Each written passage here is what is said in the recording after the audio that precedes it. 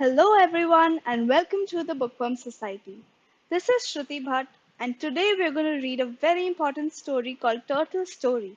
This has been written by Karthik Shankar and illustrated by Maya Ramaswamy. So let's get into the story now. When I woke up in the morning, the sun was shining again. I looked around me, wondering where I was, and then I remembered.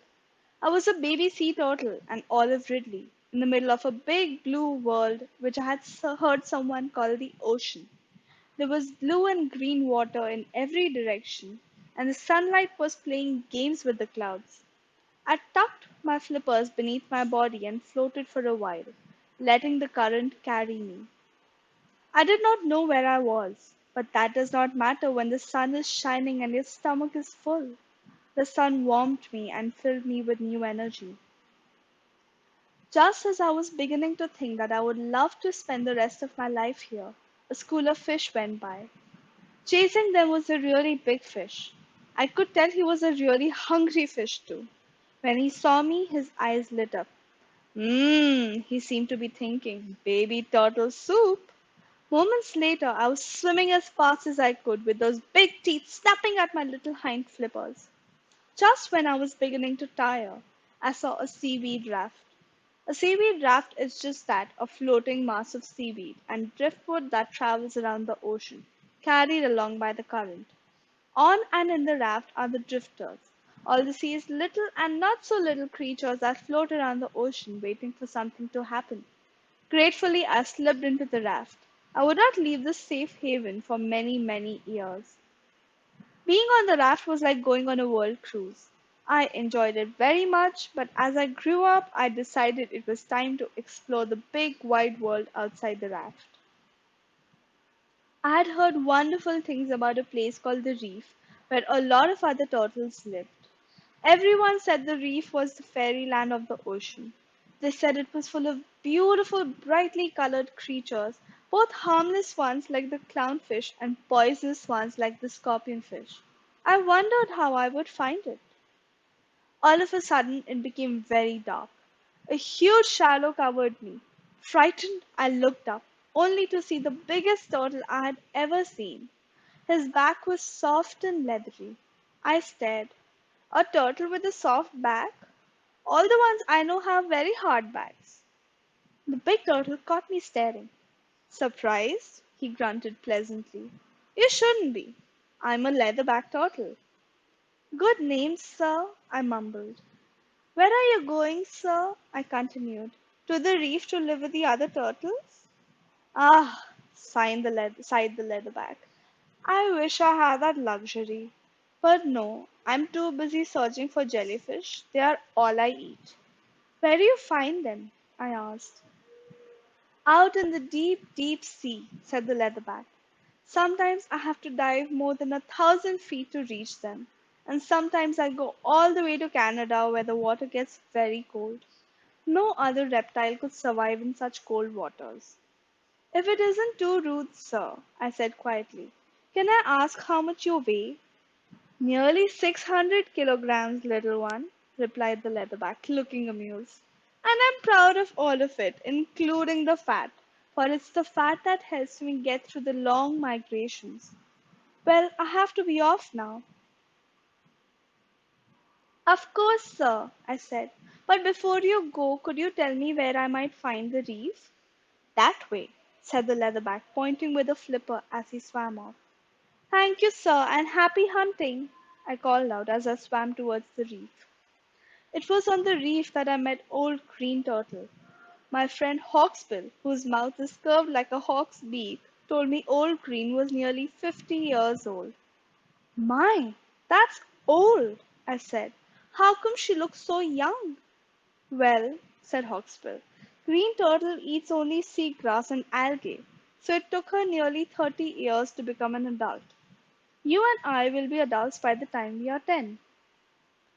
Do you know, he continued, that when she wants to nest, she migrates to islands in the middle of the ocean?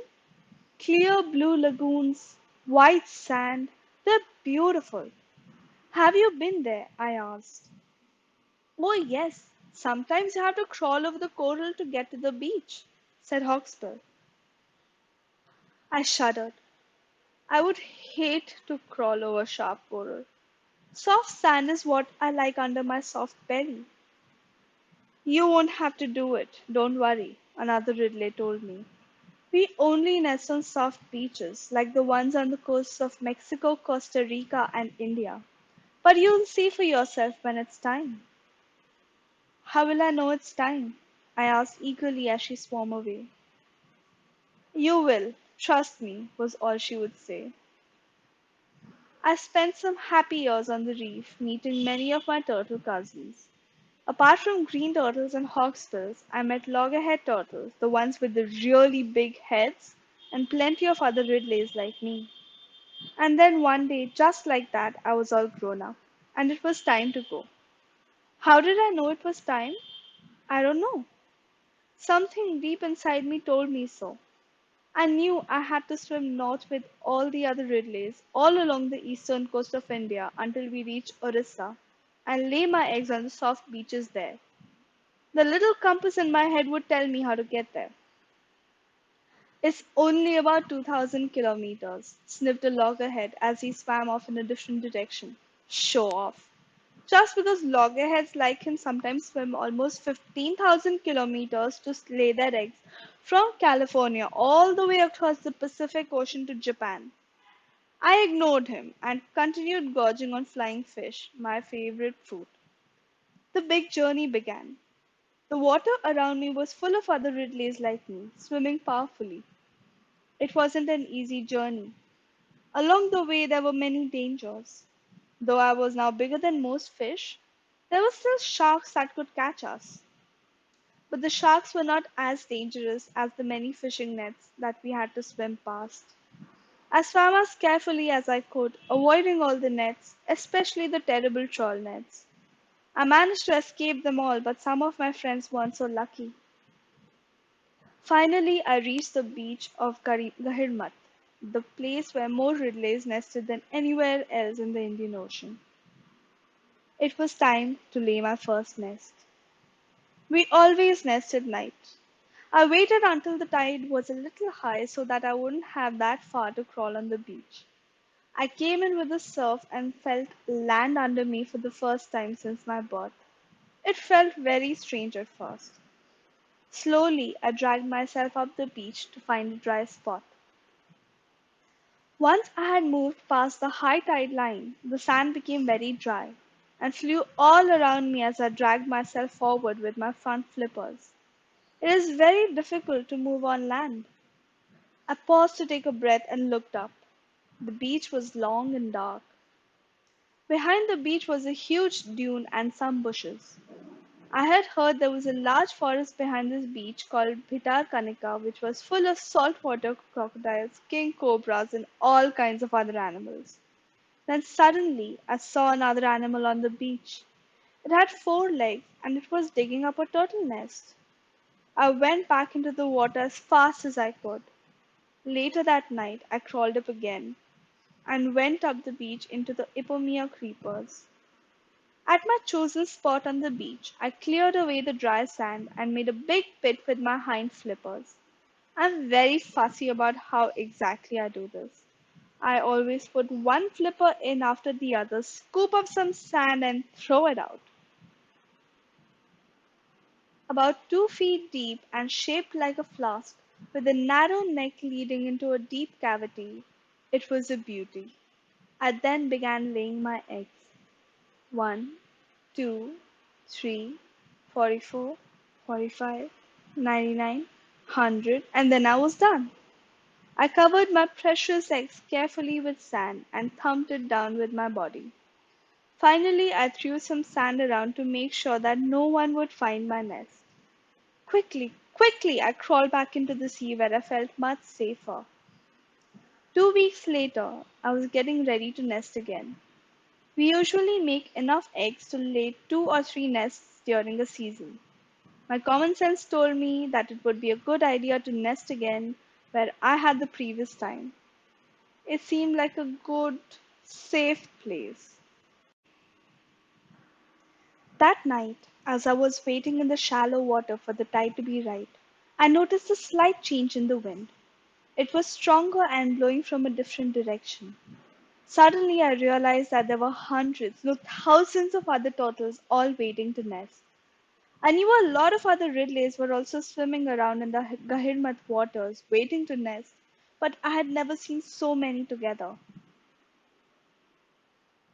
And then we were all rushing up the beach together.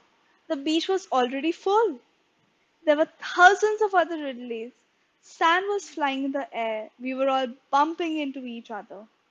Finally, I managed to find a clear spot and dig a nest for myself. The turtle next to me was in such a hurry. She started to lay her eggs even before she could finish digging her nest. I was shocked. We turtles never do that. It's an aribara, lady, she said. We all get a little crazy during this time. Nobody really knows why we do this. But it works for us because millions of hatchlings hatch at the same time. That way, most of the little ones escape being caught by birds, crabs, and jackals. These days, of course, we have humans to worry about as well. Finally, it is time to leave and return to my breeding ground. I will spend a year or two there, eating and building up the energy for another visit to Gahirmat. Green Turtle, on the other hand, sometimes needs to eat for 5 or 6 years before she has the energy to make her next journey to nest.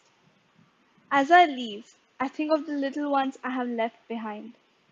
For 50 to 60 days, the eggs will remain under the sand, warmed by the sun, and then one day they will hatch, breaking open their shells with the tips of their snouts. They will huddle together, over 100 hatchlings under the sand, waiting for the sun to set and the sand to cool. Then, in the darkness, when it is safe, they will come out all at once. They will see the moonlight bouncing off the sea and know which way to go. Hopefully, there will be no streetlights to make them go in the wrong direction. They will swim against the waves and dive under the oncoming breakers. Oh, there will be big fish and small fish out to get them, and seagulls and eagles, but some will get away. Out into the open sea where they will find their own little seaweed rafts, their floating homes for many years. Then they will grow up and perhaps they will come to my feeding ground. Perhaps we will meet, though of course I will not know them. Still, I'm happy knowing that they are out there somewhere, and that someday they will return like me to this very beach to lay their own eggs and start the whole wonderful circle of life all over again. So here's a message from the olive redleaf turtle to you. Sea turtles are in danger worldwide for many reasons. Some species of turtles are killed for their meat, which is used to make turtle soup. The shell of the hawksbill turtle is used to make tortoiseshell products like eyeglass frames and hair accessories. Many turtle eggs and hatchlings are eaten by predators like dogs and crows. But the biggest danger comes from fishing. Many sea turtles get accidentally caught in a variety of fishing nets, drown, and die. In India, there are many conservation groups that are trying to save sea turtles. Each coastal state has one or more such groups.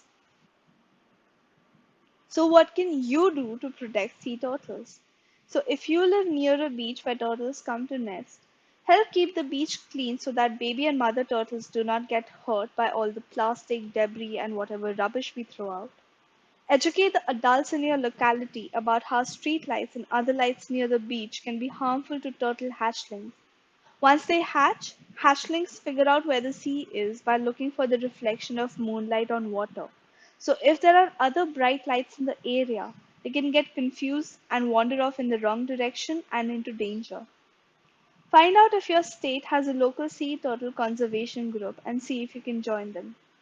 And if you don't live near the beach, read more and more about sea turtles and talk to everyone you know about the dangers they are facing. Spreading awareness is a big part of conservation. So please let us know what steps would you like to take to help do your part in the conservation of turtles. Let us know in the comments below. Until the next story, please take care.